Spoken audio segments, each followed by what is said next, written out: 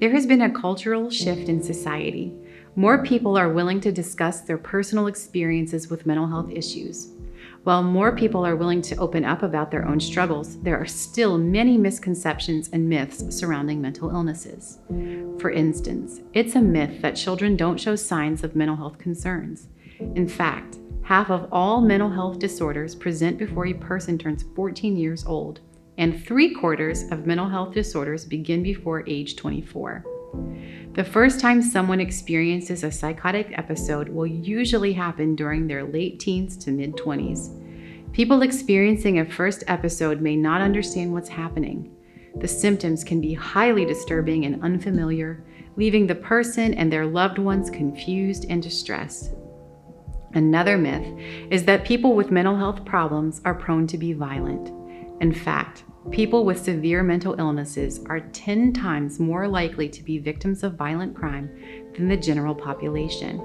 Only 5% of violent crimes in the US are committed by people with serious mental illness. A lot of people believe post-traumatic stress disorder is only common in those who have seen combat. In reality, anyone can experience PTSD. Post-traumatic stress is common in individuals who experience sexual assault or domestic abuse, in children who experience neglect or abuse, in survivors of natural disaster, in cases of loss or grief, or even in those who did not face any violence or physical threats directly but happened to witness someone else who did. Some people think that mental illness is a sign of weakness. Having mental illness does not mean that you are weak, lazy, or a bad person.